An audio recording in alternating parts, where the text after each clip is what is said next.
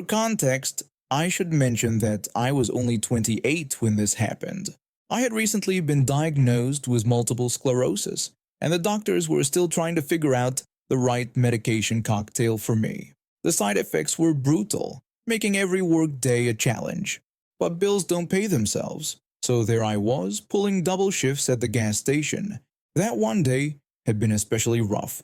I've been standing for over 10 hours. My legs felt like they were made of lead, and the fluorescent lights were giving me a splitting headache. The only silver lining was that I was training this new coworker who was picking things up incredibly fast. She was one of those rare people who just got it. We were in the middle of showing her how to handle prepaid transactions when this skinny guy walked in. He looked harmless enough, probably in his late 30s, wearing a worn-out business casual outfit that had seen better days. My new coworker greeted him with the usual customer service inquiry. The skinny man responded that he would be filling up but wasn't sure of the exact amount. Pretty standard request. In our state, all pumps are prepay, but we usually make exceptions for people filling up their tanks. We just hold on to their money and give back the change afterward. My coworker assured him it wouldn't be a problem. The man put $50 on the counter and headed to the bathroom. His wife was already at the pump, so my coworker authorized it for her. The pump hit $20, and suddenly all hell broke loose. This woman, and I kid you not, started having a full-blown meltdown at the pump. She was kicking it, punching it, throwing her purse around like she was auditioning for a role in an exorcism movie. When she spotted us watching through the window, she transformed from possessed human to raging bull. She came charging into the store, face red as a tomato.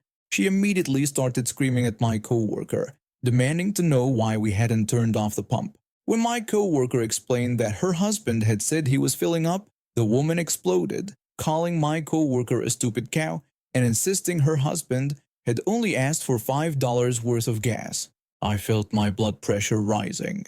Between my MS symptoms and this woman's attitude, I was done playing nice. I contradicted her version of events and asked her husband to confirm. He backed us up, stating that he had indeed asked to fill up the tank. This sent her into an even bigger frenzy. She started jumping up and down, screaming about how we were stealing from her children, how we were ruining their lives. Then she did something that crossed every line. She lunged across the counter, trying to grab my coworker. The skinny man just stood there, mouth hanging open like he was watching some bizarre street performance.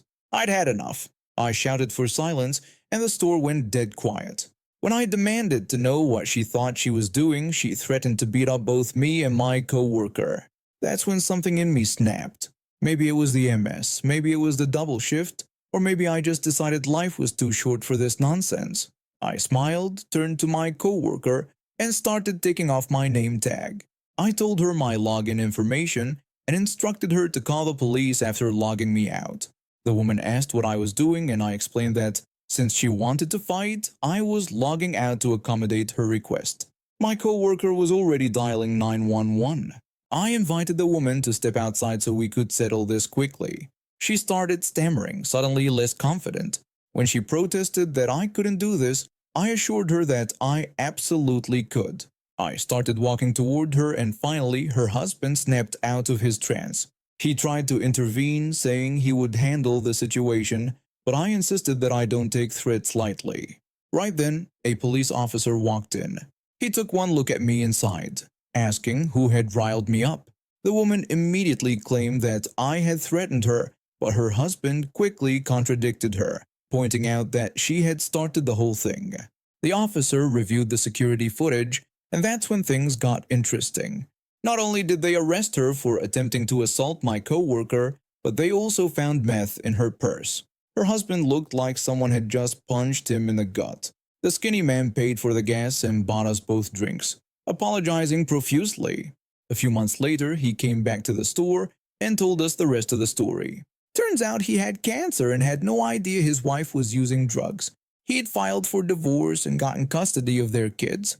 I moved away shortly after that, but last I heard, he was finishing his final round of chemo. Sometimes I wonder if he made it. But one thing's for sure, I bet he never lets anyone else pump his gas anymore. Before I transferred to university, I was doing theater at my local state college while working on my associate degree. Our theater director was amazing. Strict during rehearsals, but super sweet otherwise. When COVID hit, I had to pause my studies and move back home. I ended up getting a job on campus, and my mom started taking classes there too. She got involved with a theater program since our college allowed alumni and community members to participate in productions. My mom landed a main role in one of the plays, so I volunteered to help with costumes. Everyone in the cast was great except for this one older man in his late 60s who had recently started taking drama classes. He was an absolute nightmare to deal with. Whenever the director gave him direction about how to deliver his lines, he'd argue back or blame his scene partners. If anyone forgot their lines, he'd throw a fit. He even snapped at me multiple times about costume decisions. I wanted to quit, but I stuck it out for our director's sake. When the play ended, I thought I'd never have to deal with him again. A few months later, after finishing my degree, my mom was still active in theater and doing costumes for a new play. The Nightmare Man had somehow become the assistant director because apparently no one else wanted the role. My mom would come home with horror stories about him yelling at actors behind the director's back and arguing about everything from blocking to line delivery. Then disaster struck. The lead actress stopped showing up to rehearsals. With less than a week until opening night, our director handed me the script and begged me to take over. I had done several shows with her before, so I agreed. That's when I got to experience his behavior firsthand. During our rushed rehearsals, he constantly interrupted to demonstrate how his way was better. During dress rehearsal, he screamed at us backstage about props we wouldn't even use until Act 2, until the director had to stop everything to tell him to be quiet. Later, when I was following the director's instructions about costume placement, he yelled at me and told my mom I was disrespectful. The night of the show, we had two performances. Between shows, I was in the women's dressing room with my mom doing hair touch-ups when he burst in. He started screaming at us, demanding to know why we weren't on stage yet. He wasn't even supposed to be in the women's dressing room. He should have just called from outside to let us know we had 5 minutes until places. I rushed to get my costume sorted while the other actresses yelled for him to get out. When I was heading to the stage entrance with my mom helping with my microphone, I heard him cursing and saying my name. Then I heard him complaining about how disrespectful I was and telling someone I should just do my job. I confronted him, asking why he was talking badly about me right before I had to go on stage. He just yelled at me to stay out of it. I told him to stop talking about me and focus on the show. That's when he punched me in the shoulder from behind, hard enough that I almost fell. I turned around, and in that split second, I chose to yell instead of fight back since my mom was between us. I shouted at him that he couldn't hit people and that he had just hit me. He threatened to do it again and told me once more to stay out of it.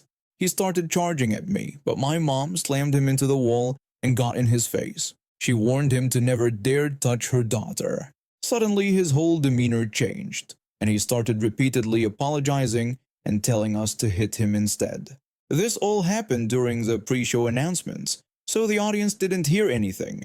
The other actors and stagehands saw everything though. One actress helped me get on stage, and apparently I performed perfectly, though I barely remember any of it. While I was performing, one of the actresses threatened to call security if he didn't leave. The director made him leave the building after chewing him out. After the show, they told me I could report him to campus security if I wanted to, but they had already gone home for the night. The next morning, I reported him to campus police. When they interviewed witnesses, they discovered even more horrible behavior. He had been body-shaming one actress, inappropriately touching an 18-year-old actor who was too scared to speak up, and terrorizing the teenage stagehands by screaming in their faces. He got expelled from the school and banned from all campus events. But our director and I weren't done. She contacted her entire theater network, and now he's banned from every theater company in our region. He'll never get the chance to abuse anyone in theater again. Back in 2008, I was pretty careless with my online security. You know how it is. You think it won't happen to you until it does. I had this Gmail account that I used for everything, protected by what I now realize was an embarrassingly weak password. The kind of password you probably guess in your first few tries if you were trying to break in. I used the same email and password combination for my PayPal account, which was linked to my old checking account. I hadn't used that checking account much. It was basically empty except for a few dollars here and there. One morning I logged into my Gmail and immediately knew something was wrong. The interface looked different, and there were emails I didn't recognize in my sent folder. My stomach dropped as I realized I'd been hacked. I immediately rushed to check my PayPal account, and there it was, a fresh $500 transfer to some random account I'd never seen before. I called the bank right away to report the unauthorized access to my account. After going through the standard verification process, I explained what had happened. The representative assured me they would close the account immediately and that any pending withdrawals would be rejected. They offered to help me open a new account, but I politely declined, saying I would handle that separately. I wasn't done yet. The PayPal transfer was still pending, and I noticed something interesting. The destination account's email address was visible. Time to do some digging. A few Google searches later, I struck gold. The email belonged to some college student in California. This guy wasn't exactly careful about his online presence. His Facebook profile was public, showing pictures of him partying at his college campus. His Instagram was full of photos with his family tagged. He even had his college listed right there on his LinkedIn profile. I decided to send him a message through one of his social media accounts. I laid out the situation plainly, telling him I knew about his hack and the attempted theft of $500. I gave him two options: either send the money back immediately, or I would file a police report, inform his parents about his criminal activities, and report him to his college. What he didn't know was that the original $500 transfer would fail anyway because I'd already closed my bank account. But he didn't need to know that part. At first, he tried playing dumb, asking what I was talking about. I called his bluff, mentioning the PayPal transfer from the hacked Gmail account and pointing out that I had all the evidence, including his email address. I even threw in that I knew his mother worked at the local high school, suggesting I could send the evidence to her. He quickly changed his tune, pleading that it was a mistake. I remained firm, telling him to send the $500 back immediately or I would start making calls. He gave in and agreed to send the money right away. Within minutes, I got a PayPal notification. $500 had been sent to my account. Just as I expected, his attempt to take money from my account failed because the bank had closed it. But his $500, that went straight through to me. After I had the money safely in my account, I gathered all the evidence, the unauthorized access, the transfer attempts, everything except our conversation, and sent it all to his parents and his college's administration. I made sure to include screenshots showing the connection between his email and the hacking attempt. A few days later, he sent me a furious message accusing me of breaking my promise. He claimed I had ruined everything by reporting him after he returned the money. I pointed out that I had never actually promised anything. I had said he could either return the money or I would report him, not that I wouldn't report him if he did return it. I suggested he think twice before hacking people's accounts in the future. He couldn't exactly go to the police and say, "Hey, I tried to steal $500 from someone, but they tricked me into giving them $500 instead." He was stuck, and he knew it. I never heard from him again, but I did notice his social media accounts went private shortly after. I moved the money to a new bank account, set up proper two-factor authentication on everything, and made sure all my passwords were strong and unique. So in the end, my hacker's greed cost him $500, a very uncomfortable conversation with his parents, and probably some serious explaining to do at his college. And well, I got a free $500, a crash course in cybersecurity, and a pretty good story to tell. I was your typical middle school kid who lived for recess. Our school didn't have many entertainment options, just a basic playground, a few basketballs, and some chalk for Foursquare. But we made it work. Knockout was our thing. Every single recess you'd find at least 15 of us lined up at the basketball court, ready to play. For those who don't know, knockout is this fast-paced basketball game where players line up to shoot, and if the person behind you makes their shot before you do, you're out. One Tuesday, during our regular knockout session, our math teacher walked up to us with that look on her face. You know, the one adults get when they're about to ruin your fun. She called us over to talk about the game we were playing. When I asked if something was wrong, she explained that several teachers had noticed our game seemed too rough and that knocking other players' balls away wasn't kind or considerate. My friend tried to argue that it was literally the point of the game, but the teacher wasn't having it. She told us that from now on, we couldn't touch another player's ball during the game and needed to keep our hands to ourselves. She then proceeded to give us a 15-minute lecture about sportsmanship and consideration for others, which ate into our precious recess time. We all stood there, nodding along, while secretly exchanging looks of shock. A few days later, we decided to ignore the new rule. I mean, come on, it's called knockout for a reason. We were back to playing the original way when the physical education teacher spotted us. She reminded us about the conversation we just had about the rules. When I tried to explain, she cut me off and issued a final warning. The next day, we played the original way again. Look, we weren't trying to be rebellious teenagers. The game just didn't make sense without the knockout part. This time, both teachers approached us, and the math teacher announced that knockout was completely banned from recess. We were devastated, but my friend, who always had the best ideas, came up with a brilliant solution.